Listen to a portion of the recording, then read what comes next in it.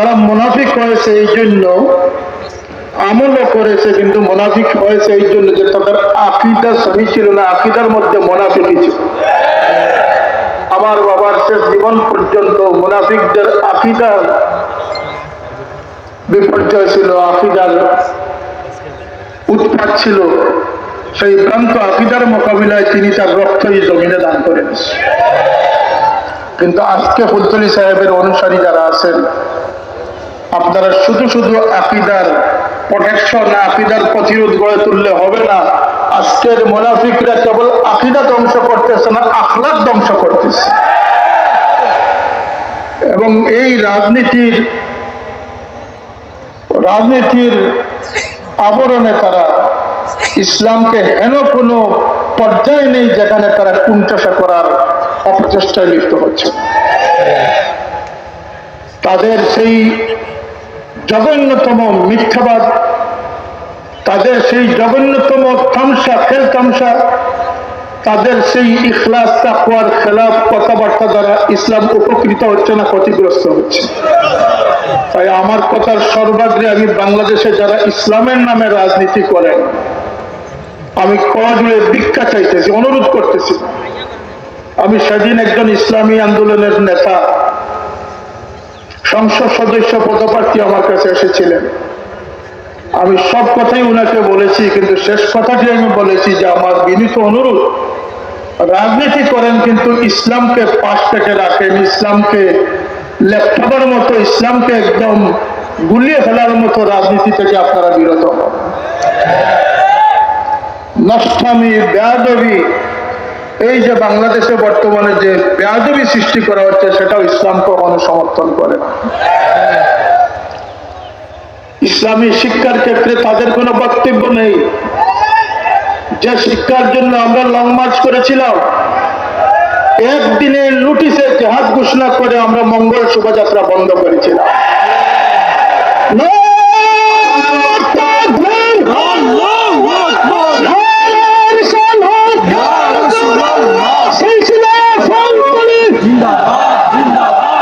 হাজারো লক্ষ লক্ষ সরকারি মাদ্রাসার শিক্ষকদের, তারা ছিল অবহেলিত, তারা ছিল বঞ্চিত, তাদের বেতন বৈষম্য দূর করা আমাদের পক্ষেই সম্ভব হয়েছিল। কিন্তু আজ অবধি মাদ্রাসার ছাত্রদের ডে-মিল টিফিনের ব্যবস্থা আজ পর্যন্ত হয় নাই। যে স্বতন্ত্র কারিকুলামের জন্য আন্দোলন করেছিলাম, আপনারা মনে করতেছেন আমরা জিমিয়ে পড়েছি। একজন যোদ্ধা কখনো তার অস্ত্র জমা দিতে পারে, তার ট্রেনিং জমা দেয় না। আজকেও আমরা শুনতে পাচ্ছি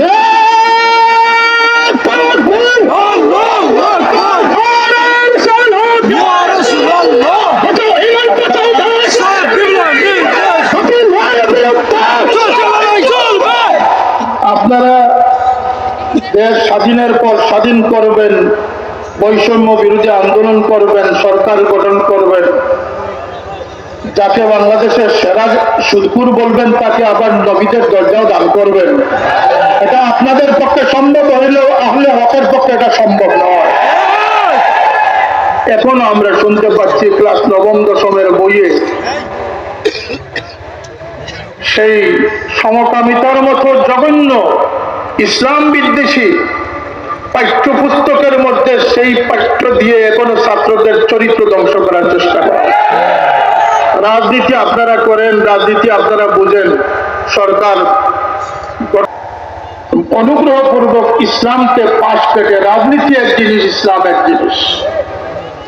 আমাদের আঞ্জুমানে আল ইসলাম সমর্থিত কয়েকজন প্রার্থী আমরা দিয়েছিলাম। আমরা সব করে দেই না, এই রাজনীতি আমাদের কোনো অভিলাষ নয়। আমাদের কওমের পাহাড়গাড়ির জন্য অঞ্চল থেকে চাপ এসেছে, তখন আমরা সেটাকে স্বীকৃতি দিয়েছি। কারণ ইতিমধ্যে আমার সাথে সিলেটের, বৃহত্তর সিলেটের অনেক অনেক মাননীয় সংসদ সদস্য পদপ্রার্থীবৃন্দ সাক্ষাৎ করেছে। আমি বলেছি রাজনীতি আমাদের কোনো উচ্চাভিলাষ নয়। আর এটার প্রমাণ আমরা দিয়েছি। আমরা ফুলতলী সাহেবের আওলাদ। এইবার জকিগঞ্জ খানাইঘাটে শতভাগ পাস করা আমার জন্য সম্ভব ছিল। কিন্তু আমরা প্রমাণ করেছি আমরা গদির জন্য নয়, আমরা দিনের খেদমতের জন্য গিয়েছিলাম, প্রয়োজনে হলে আরো শতবার যেতে আমরা প্রস্তুত।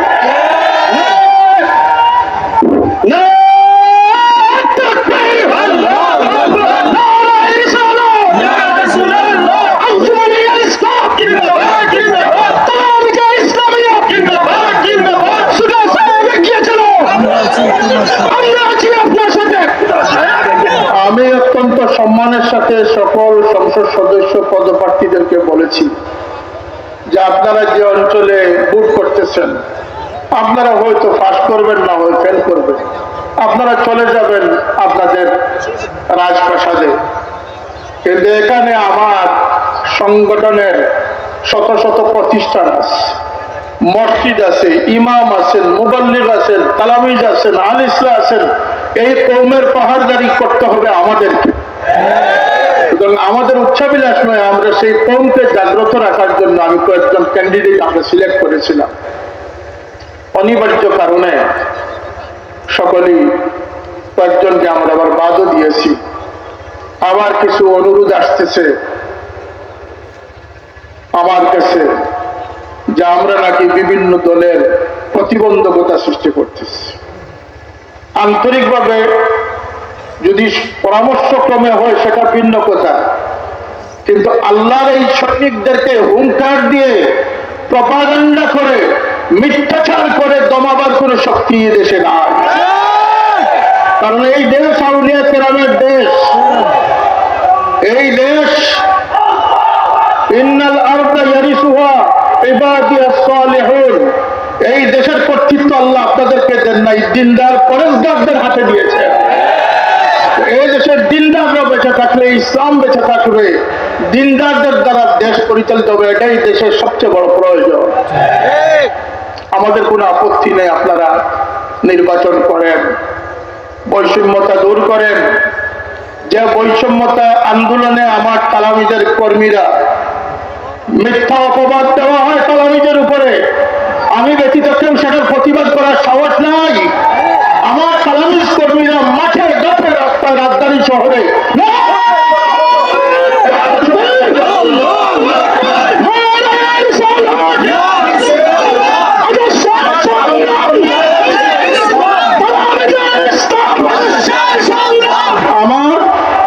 আমার তালামিজ কর্মীদের পক্ষে সাফাই দেওয়ার মতো, সত্য প্রকাশ করার মতো লোকের অভাব।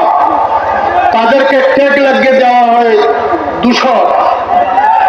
আমরা স্পষ্টভাবে বলতে চাই, আমাদের সংগঠন কোন রাজনৈতিক দল নয়, এবং স্থির সিদ্ধান্ত নিয়েছি আঞ্জুমানে আল ইসলাম কোনদিন রাজনৈতিক দল হবে না। এটা আল্লাহর ওলির প্রতিষ্ঠিত সওয়াদে আজম আহলে সুন্নাত ওয়াল জামাতের একটি চান্দাবাহী সংগঠন। এটি দুনিয়ারও কাজ করবে, আখিরাতের কাজ। যদি আমরা রাজনীতির ঘোষণা দিই তাহলে সকলের মন মস্তিষ্ক ডাইভার্ট হয়ে যাবে, ইখলাস নষ্ট হয়ে যাবে, আমরা দুনিয়াদারদের মিছিলে সামিল হয়ে যাব। আল্লাহর ওয়াস্তে আমার এই সংগঠনগুলোর নাম নিয়ে কোনো রাজনৈতিক বক্তব্য দেওয়া থেকে বিরত থাকবেন।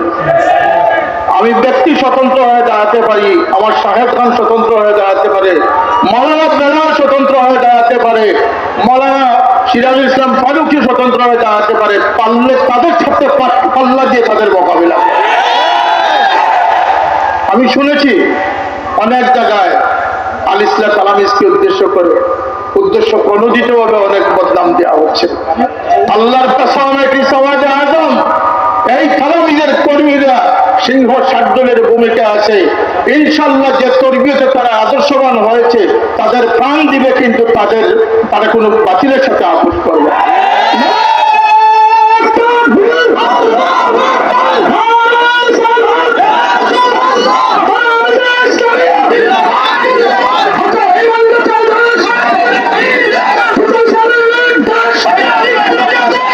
আমি যে কথাটি বলতে চাইতেছি সেটি হচ্ছে, হযরত মুফতি সাহেব আহলে সুন্নাত ওয়াল জামাতের আকীদা সম্পর্কে খানিকটা ইঙ্গিত করে গেছেন। হযরত বড় সাহেব ইঙ্গিত করেছেন, করবেন। এই আকীদার সংগ্রাম এর পাশাপাশি আখলাককে সংরক্ষণ করার জন্য যেভাবে বদ আখলাকি অসৎ চরিত্রবানরা ইসলামের নামে আজকে মাঠ গরম করতেছে, এদেরকে স্তম্ভিত প্রতিহত করার দায়িত্ব আমাদের আছে না? আছে।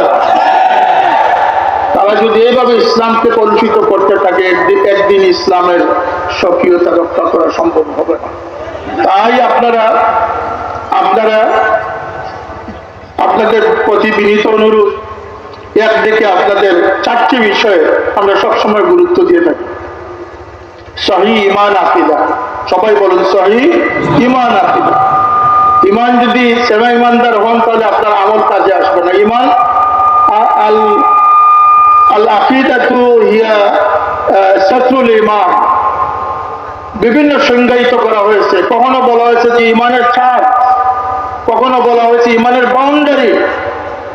মুনাফিকদের মধ্যে ঈমানের পরিচয় কম ছিল না, কিন্তু আকীদা সহি ছিল না। আকীদা হচ্ছে ঈমানের জন্য সবচেয়ে সংশ্লিষ্ট, সবচেয়ে জরুরি জিনিস। আমাদের দেশে ভ্রান্ত আকীদা, আপনাদের সামনে এই বিস্তারিত বলার আমার সময় নেই, কিন্তু খারিজি ও ওয়াহাবিরা এবং মওদুদি ফিতনারা যেভাবে ভ্রান্ত আকীদা আগে ছড়িয়েছিল, ঈমানের জন্য ক্ষতিকর প্রভাব তারা বিস্তার করেছিল, আজকে আখলাকের জন্য ক্ষতিকর প্রভাব বিস্তার করেছে। এই কথাটা নতুন সৃষ্টি হয়েছে। এই মবের মাধ্যমে মানুষকে এগ্রেসিভ করা হচ্ছে, নতুন প্রজন্মকে আজকে বেয়াদব থেকে বেয়াদব বানানো হচ্ছে। কথার সাথে আপনারা একমত আছেন না? আছেন না? কোন বেয়াদব ইসলামকে নিয়ে খেলা করার সুযোগ আমরা দিব না। আমরা আহলে সুন্নাত ওয়াল জামাতের মানুষ বেঁচে থাকছে।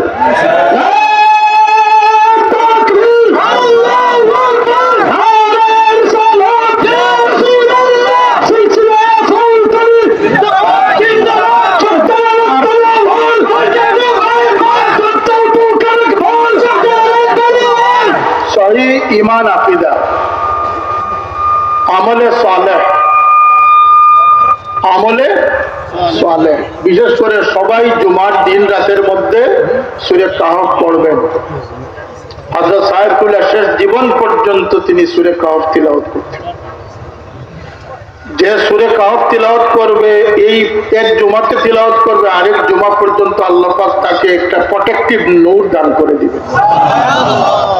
আজকের দিনে ওয়াজিব হচ্ছে আহলে হকদের জন্য, কারণ বিগত 15 মাসে পথ পরিবর্তন হওয়ার পরে সবচেয়ে বেশি লাভবান হয়েছে আহলে সুন্নাত ওয়াল জামাত সত্যপন্থী যারা, তারা। কারণ এই উৎপাত এমন বেড়েছে যে তাদের কথায় কাজে একজন ন্যূনতম ইমানদার মুসলমান বুঝতে বাকি নেই যে কারা মুনাফিক আর কারা সত্যপন্থী, কারা দুনিয়াদার আর কারা আখিরাতপন্থী। সুতরাং এটা আপনাদের অপরচুনিটি, আপনাদের অ্যাডভান্টেজ হয়েছে, এটাকে কাজে লাগান এবং আপনারা প্রতিরোধ ব্যবস্থা গড়ে তুলুন। এটাই আপনাদের প্রতি আজকে আমার গুজারিশ। আমলে সালেহের পরে হচ্ছে আখলাকে হাসানা। কথা বলেন, আখলাকে হাসানা, উত্তম চরিত্র। এরপরে হচ্ছে খেদমতে খালক, মানব সেবা, আল্লাহর সৃষ্টির প্রতি যে দায়িত্ব রয়েছে সেই দায়িত্ব আনবেন। এই 4টি উসুলের ভিত্তিতে আঞ্জুমানে আল ইসলাম বলেন আর কালামিজে ইসলামিয়া বলেন, দেশে বলেন বিদেশে বলেন, আফ্রিকা থেকে নিয়ে অস্ট্রেলিয়া, আমেরিকা থেকে নিয়ে ইউরোপ, এমন কোন স্থান নেই যেখানে আঞ্জুমানে আল ইসলাম শাখা প্রশাখা সৃষ্টি না হয়েছে। সুতরাং সেই কাজ আপনারা আঞ্জাম দিবেন। আমার কথা শেষ প্রসঙ্গে কি আমি বলতে চাই, বর্তমানে কোন সুদকুর বসে আছেন, কোন মহা দায়িত্বশীল বসে আছেন, সেটা আমাদের দেখার বাবার সময় নেই। আমরা আল্লাহর সৈনিক, আলা ইন্না হিজবাল্লাহি হুমুল গালিবুন। আমরা কার সৈনিক? সুতরাং আমরা দাবি করতেছি, এই বিগত 15 মাস আমাদের আন্দোলনের ধারাবাহিকতা বন্ধ হয়ে গেছে, ইসলামী শিক্ষার কোনো উন্নয়ন সাধিত হয় না। সুতরাং আমরা বুঝতে বাকি নেই, যারা মায়ের জন্য কাঁদে না, মায়ের মশার জন্য কাঁদে। এদেশে ইসলাম নামদারি অনেক আছেন,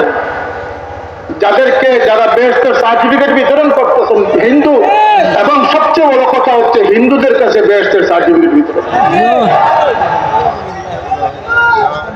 আউলিয়া কেরামের আবাদকৃত এই দেশ, শাহজালাল খানজাহান শাহ মাখদুমের দেশ, মুফতি সাহেবের বাংলাদেশ। এই দেশে কোনো ইজম, কোনো বস্তা পচা ইজম নিয়ে ইসলামের ঠিকাদারি করার দায়িত্ব মর্দে মুমিনরা বেঁচে থাকতে কারো হাতে অর্পণ করবে না।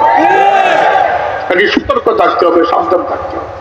আমাদের আজকের দাবি হচ্ছে এই 26 ইংরেজি সনে নবম দশমের বইয়ে সমকামিতাকে প্রমোট করার জন্য বইয়ের মধ্যে তৈলচিত্র হোক আর আকার ইঙ্গিতে হোক যে পাঠ্য বই দেওয়া হয়েছে, সেই পাঠ্য বই অনতিবিলম্বে বাতিল করতে হবে, নতুবা জাহাজ ঘোষণা করা হবে।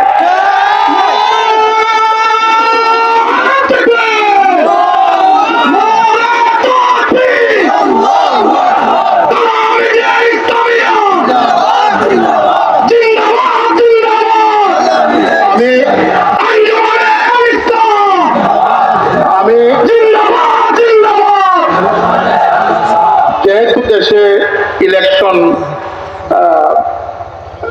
নির্বাচনী বিধি চলমান, সেহেতু আমি রাজনৈতিক বিষয়ে এর চেয়ে লম্বা কিছু বলতে চাচ্ছি না, কিন্তু আমাদের দাবি আমরা প্রকাশ করছি। একে তো হচ্ছে এই বইগুলো বাতিল করুন, এদেশের মুসলমানি কেরামরা তাদের বাচ্চাকে চরিত্র নষ্টামি শিক্ষা দিতে চায় না, মুসলমান রাখতে চায়। দ্বিতীয়ত হচ্ছে যে ক্যারিকুলামের জন্য আমরা সংগ্রাম করেছিলাম, যে মাদ্রাসার জন্য পৃথক একটি ক্যারিকুলাম, এবং প্রাইমারি স্কুলে একজন ধর্মীয় শিক্ষক নিয়োগ, হাই স্কুলে এবং প্রাইমারি স্কুলে ধর্ম শিক্ষা বাধ্যতামূলক, হাই স্কুলে ধর্মীয় শিক্ষক আগের মতো নিয়োগ দিয়ে ধর্ম শিক্ষাকে চালু রাখা, স্কুলের মতো মাদ্রাসা ছাত্রদেরকে টিফিন দান করা, এবং সবচেয়ে গুরুত্বপূর্ণ হচ্ছে মাদ্রাসার জন্য পৃথক সিলেবাস তৈরি করা। এই কাজগুলো কোনো সংস্কারের অধীনে আসে নাই। এই কাজগুলা কোন সময় যে হবে, আমরা কতটুকু মাঠ গরম করার পরে এটা হবে সেটা আমরা বুঝে উঠতে পারতেছি। ইমাম মুয়াজ্জিনদের বেতন নিয়ে আমরা আন্দোলন করেছি, সেটাও বাস্তবায়নের মুখ দেখে নাই। আজকে আমাদের দাবি হচ্ছে এদেশে হানা ভোট নেবেন না কি নেবেন, সেটার আগে আমাদের সেই ন্যায্য দাবিগুলো আপনারা বাস্তবায়ন করতে পারেন। নতুবা ইসলাম মুসলমানকে পাশ পেটে যেভাবে কোন সরকার ক্ষমতায় টিকে থাকতে পারে নাই, আপনারাও টিকে থাকতে পারবেন। আমি আগেই বলেছি, যুদ্ধ তার অস্ত্র জমা দিতে পারে কিন্তু তার ট্রেনিং জমা দেয় না। আমরা মরি নাই, আমরা রিচার্জেবল হয়েছি। আমি অনেক জায়গায় শুনি আমাদের আল ইসলাহ তালামিজের কর্মীদেরকে মব করার চেষ্টা করা হয়, মামলায় হয়রানি করার চেষ্টা করা হয়। আপনারা জানেন না, আউলিয়া কেরামের অনুসারীদের এই বাংলাদেশ, যদি এরা গর্জে উঠে এক মুহূর্ত আপনারা তাদের মোকাবিলা করার শক্তি পাবেন। সাবধান, সাবধান, তাদের নিয়ে আপনারা কোনো মত সৃষ্টি করতে যাবেন না। মিথ্যা মামলা যেগুলো রয়েছে, মিথ্যা মামলা অতি শীঘ্র এগুলোকে প্রত্যাহার করতে হবে। আজকে এখানে স্টেজ আমার জানা মতো 15-20 জন এমপি প্রার্থী মহোদয়গণ আসবেন। আমরা তাদেরকে সম্মান করি, সম্মানের সাথে তাদেরকে আমরা সালাম দেওয়ার সুযোগও দিব ইনশাল্লাহ। কিন্তু আমাদের একটাই দাবি যে অহেতুক অনর্থক এক সময় দেখা গেল তালামিজকে জঙ্গি আখ্যা দিচ্ছে। আমি বললাম, কারা জঙ্গি বানায়? সিআইডিরা। কত কেজি গাঁজা খেয়ে সিআইডিগিরি করতেছে সেটা আগে বলো। তালামিজ ইসলামিয়া দেশের শান্তিপ্রিয় রক্ষী বাহিনী, দেশ রক্ষা আর্মির চেয়েও বেশি সজাগ শক্তিশালী বাহিনী হচ্ছে তালামিজ ইসলাম।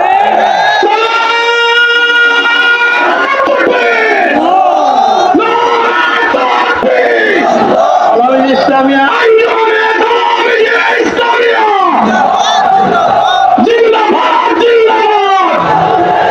আরেকটি দাবি হচ্ছে, আমি তৎকালীন প্রধানমন্ত্রীর সামনে বলেছিলাম যে আপনার ডিজিটাল বাংলাদেশের বিপক্ষে আমি কথা বলি।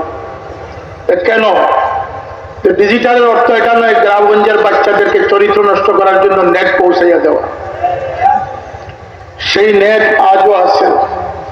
আমার সরকারের প্রতি উদাত্ত আহ্বান, রাশিয়ায় নেট রয়েছে, উত্তর কোরিয়ার মতো দেশেও নেট রয়েছে, আরব আমিরাতেও মধ্যপ্রাচ্যেও নেট রয়েছে, কিন্তু তারা সেই নেটকে নিয়ন্ত্রিতভাবে পরিচালনা করে।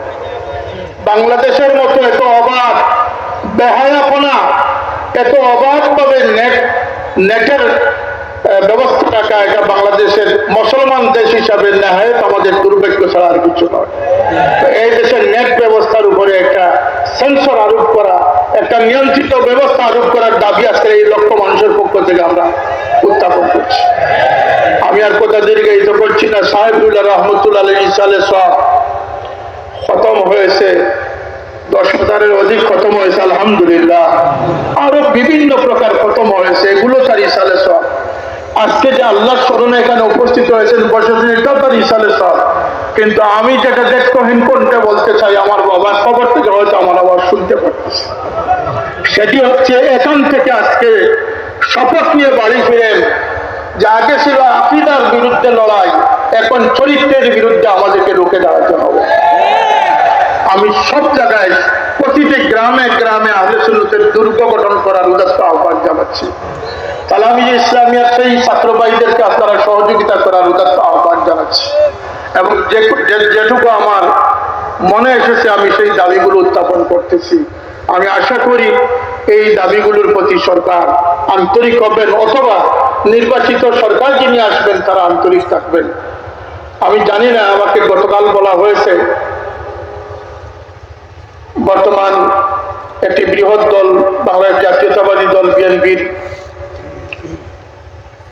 হাইকমান্ড থেকে আমাকে ফোন দেওয়া হয়েছে, অন্যান্য বিভিন্ন কারণ বর্ণনা করা হয়েছে। এর মধ্যে একটি হচ্ছে যে আজকে আমি যেন মোবাইলের মাধ্যমে বিএনপির চেয়ারম্যান জনাব তারেক রহমান সাহেবের সালামটা আপনাদেরকে পৌঁছে দিতে পারি। আমি বলছি যে যদি নেট চালু থাকে আর সেইভাবে ফোন আসে তাহলে আমি ইনশাল্লাহ চেষ্টা করবো, আমাদের কোনো আপত্তি নেই। আর অনেক প্রার্থীরা এসেছেন, তারা আপনাদের সামনে 2-4 কথা বলবেন। আমাদের শিক্ষাবিদরা এসেছেন, তারা কথা বলবেন। যেহেতু মাগরিবের সময় নিকট